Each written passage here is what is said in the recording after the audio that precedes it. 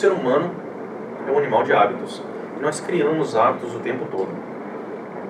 Os hábitos, eles são uma forma de facilitar nossa execução de alguns comportamentos. Porque o cérebro, ele consome muita energia.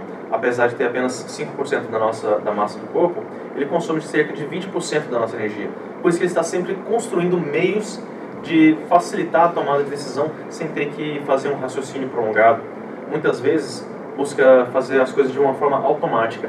E aí a gente vai construindo esses hábitos, que eles são desencadeados a partir de alguns gatilhos. E aí são aquelas respostas automáticas. Quando a gente está estressado, está um pouco irritado, quando alguém vem falando alguma coisa que pode me irritar ainda mais, eu já tenho uma resposta pronta.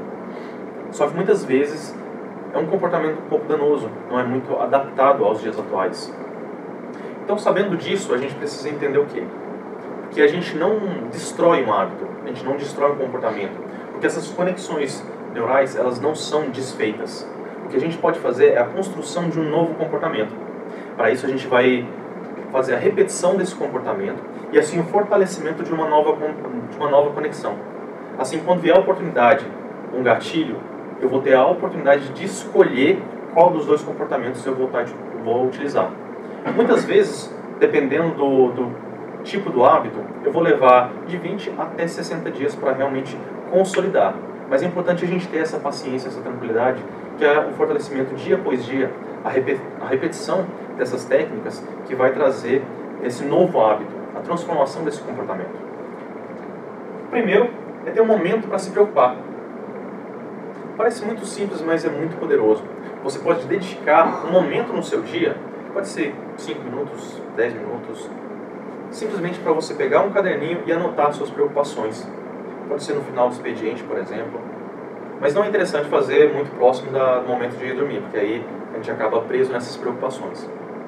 Quando a gente começa a fazer isso, ter um momento para se preocupar, a gente acaba tendo esse alívio da mente.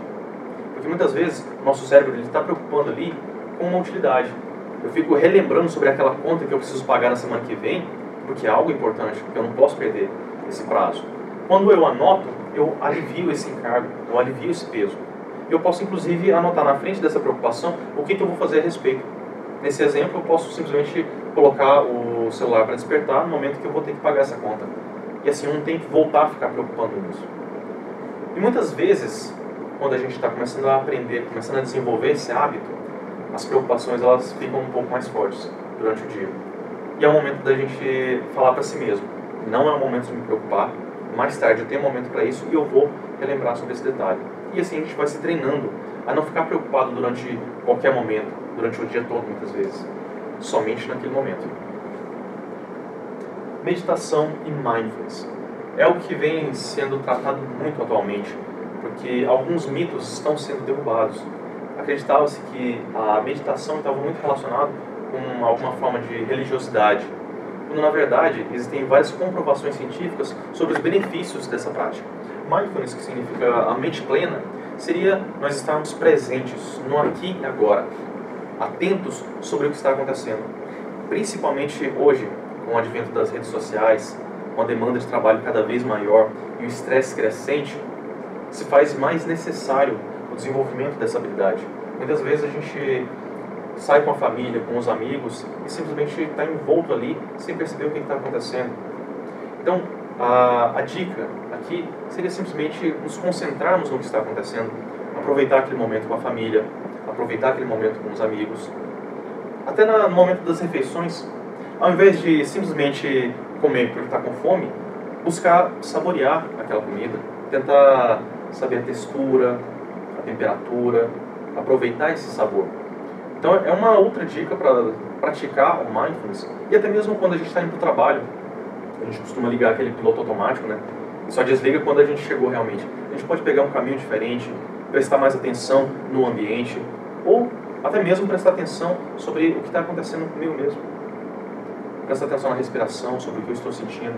São algumas formas de a gente estar praticando mais dessa questão do mindfulness. E a meditação, a diferença é que eu vou tirar um momento do meu dia para fazer essa prática. Podem ser 10 minutos, 15 minutos. Existem vários áudios na internet que inclusive ensinam como a gente fazer uma uma meditação guiada. Muitas vezes, quando a gente está começando, é normal a gente se perder no meio ali do processo ou simplesmente deixar a nossa mente devagar. Aí o áudio ele ajuda, ele nos dá um apoio nessa parte. Eles nos dão instruções sobre o que tem que ser feito ali. Só essa parte sobre meditação e mindfulness já daria uma outra palestra, porque é um assunto muito vasto. Por isso que eu vou indicar esses dois livros aqui.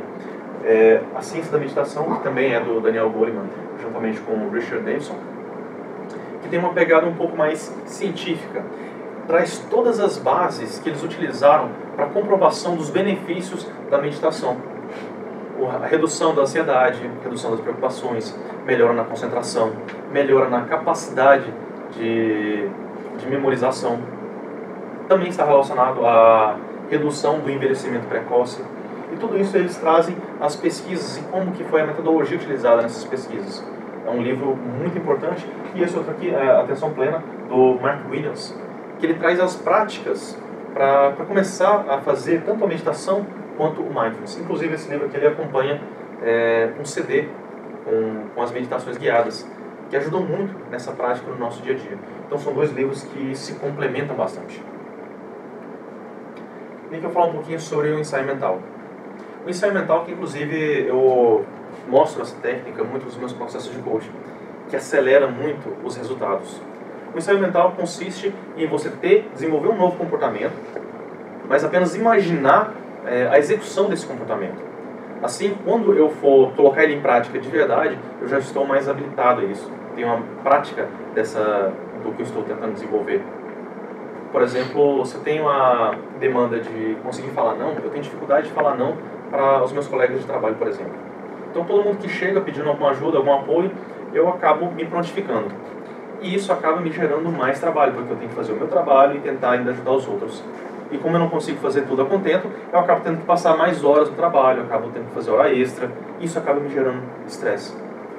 E é nesse momento que eu tenho que começar a desenvolver esse novo comportamento. Então, o que é o comportamento que eu vou trazer agora? Então, eu quero falar não, mas de uma forma assim tranquila. Então, toda vez que um colega de trabalho chegar me pedindo uma ajuda, eu vou falar para ele que nesse momento eu já tenho uma demanda grande, tenho muito trabalho aqui, mas assim que eu terminar esse trabalho e ele ainda precisar da minha ajuda, eu vou lá para ajudar ele. E eu posso, inclusive, imaginar os resultados disso. Que o meu colega ele pode entender, pode ver que eu realmente estou cheio de trabalho aqui e pode ficar tudo bem. À medida que eu vou imaginando isso mais e mais vezes, isso vai se fortalecendo. Inclusive, houve uma pesquisa em Harvard, onde os pesquisadores eles separaram dois grupos de voluntários, onde no primeiro grupo eles pediram que aprendessem a tocar uma melodia bem simples no teclado, utilizando apenas a mão direita. E eles pediram que eles praticassem isso durante uma semana. Eles fizeram também os exames de imagem do cérebro, da região do córtex motor responsável pelos movimentos da mão direita. E aí, no final dessa semana, eles constataram que a região que era responsável por esses movimentos, ela havia se desenvolvido. Quanto a isso, não houve nenhuma surpresa. Já o segundo grupo, eles pediram também que aprendessem essa mesma melodia, que era bem simples, que fosse executada com a mão direita, mas ao invés de tocar no piano de fato, eles apenas imaginassem que estavam tocando. E mais uma vez, eles pediram que eles executassem esse exercício durante uma semana. No final da semana, eles fizeram mais um exame, e aí eles constataram que a região do córtex motor responsável pelos movimentos da mão direita nesses voluntários havia se desenvolvido de forma semelhante aos do primeiro grupo. E utilizando não mais do que o pensamento. Por isso que a gente começa a entender o quanto essa técnica ela é poderosa. O quanto ela ajuda a desenvolver esses processos. Porque muitas vezes a gente não vai ter a oportunidade de já colocar em prática. Nesse exemplo, de conseguir falar não, eu teria que esperar até uma oportunidade, até um momento que viesse a acontecer. E mesmo assim, pode se passar muito tempo e eu até esquecer que estava trabalhando nessa demanda. E aí, quando acontecer de fato, eu me esquecer de fazer um novo comportamento. Mas quando eu estou treinando, isso vai fortalecendo, vai construindo novos caminhos neurais, que à medida que vão sendo fortalecidos, eles vão ficando mais práticos. E essa resposta acaba se tornando cada vez mais rápida, até o momento que ela se torna a resposta padrão. Essa aqui é a roda de contribuição, baseada na filosofia estoica. O estoicismo é uma filosofia que surgiu há mais ou menos 300 anos antes de Cristo, que diz que nós devemos focar apenas o nosso esforço onde eu posso atuar, apenas no que está sob meu controle. E quando a gente começa a atuar hoje em dia, sempre vão haver outras partes, né? Além do meu comportamento, da minha atuação, eu vou ter a atuação do outro e eu vou ter também o envolvimento do meio. Naquele exemplo da venda, se eu estou trabalhando com as pessoas, então eu vou ter o envolvimento da outra pessoa, que eu não tenho controle.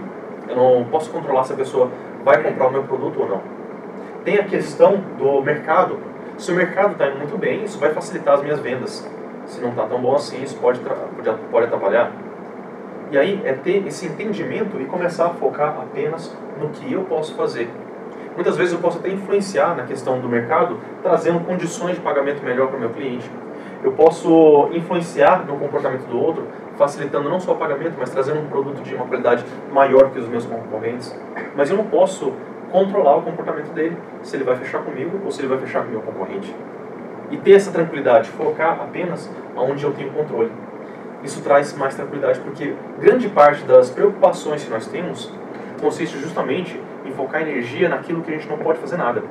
Ou algo que já aconteceu, ou algo que está muitas vezes na mão de outras pessoas. Isso traz também estresse e traz também muitas tensões. Mas a partir do momento que eu começo a focar apenas no que eu posso fazer, eu passo a dedicar mais energia em soluções do que focar em problemas. Bom, voltando aqui no processo da emoção, quando eu tenho mais claro essa questão do meu foco, onde que eu posso realmente atuar, o primeiro ponto é na questão dos gatilhos. Muitas vezes eu posso ressignificar algumas situações. Por exemplo, se alguém do meu trabalho faz alguma brincadeira com o tipo de serviço que eu presto, ou alguma brincadeira da forma como eu me apresento, eu posso encarar isso como se ele simplesmente estivesse brincando e não fosse nada demais, não levar para o lado pessoal, ou eu posso encarar isso como se ele fosse um inimigo pessoal meu. Então a forma como eu encaro vai mudar o que eu vou sentir a partir daqui. Então aí consiste na questão da ressignificação. Mas muitas vezes esses gatilhos eles não podem ser evitados. Então vai acabar surgindo a questão da raiva, a questão da tristeza. Se eu estou naquela reunião, por exemplo, que eu fico irritado depois de um determinado momento, então eu não posso controlar como que eu vou estar me sentindo. E o gatilho ele vai continuar existindo. Mas eu posso mudar como que eu vou lidar com essa situação. A partir de determinado momento na reunião, que eu vou me levantar, vou tomar uma água, vou pedir um tempo ali, uma pausa. Eu estou mudando como que eu estou lidando com essa situação. Isso vai determinar em como que eu vou estar me portando, se eu vou ter um comportamento mais resiliente. Então, como que seria o processo da emoção positiva? Eu tenho aqui o gatilho, que a gente lembra que podem ser gatilhos internos também. Aquele mesmo trabalho, aquele mesmo projeto que o meu chefe me delegou, só que com uma outra mentalidade, ou seja, eu comecei a ressignificar essa situação aqui. Eu comecei a encarar de uma forma mais positiva, mais otimista, pensando que esse trabalho, esse projeto, quando eu entregar ele a contento, no tempo certo, isso vai alavancar minha carreira. Eu posso ser bem visto na empresa. Então acaba sendo uma coisa positiva. E quais as emoções que podem ser relacionadas? Eu posso ter medo. Por quê? Porque é um projeto desafiador, eu tenho pouco tempo e poucos recursos. Então isso é importante ter clareza. Mas posso ter alegria também, porque diante desse projeto eu posso ter uma oportunidade. Isso pode alavancar minha carreira. Mas eu posso sentir raiva diante de algum obstáculo, de algum desafio que eu estou enfrentando nesse projeto. E aí, qual a reação que eu vou ter? Eu vou ser mais proativo, eu vou ser mais criativo, mais focado nessa questão. E aí eu começo a ter resultados extraordinários. Eu começo a me sentir mais realizado, porque eu começo a utilizar aquela questão do desafio e as minhas habilidades a meu favor, para ter mais desses momentos de flow, mais dos momentos de fluxo. E por último, nós vamos ver aqui o diário de gratidão, que é outra técnica também que é bastante estudada na psicologia positiva, que ele vem balancear a questão do viés de negatividade, que a gente tem tão forte, a gente consegue enxergar tão bem aquela questão dos problemas, as dificuldades, os desafios. Muitas vezes alguém chega com algum empreendimento, com algum projeto e a gente já começa a ver tudo pelo lado negativo. A gente começa a ver o que vai dar errado. Ou naquele momento que eu passei um dia muito bom, um dia excelente, mas a última ligação, o último cliente que eu tive acabou arrasando com o meu dia. Então quando eu começo a anotar as minhas bênçãos, Quando eu começo a desenvolver esse diário de gratidão, eu começo a contrabalancear essa situação. Eu começo a aprender a enxergar que também existem coisas boas acontecendo.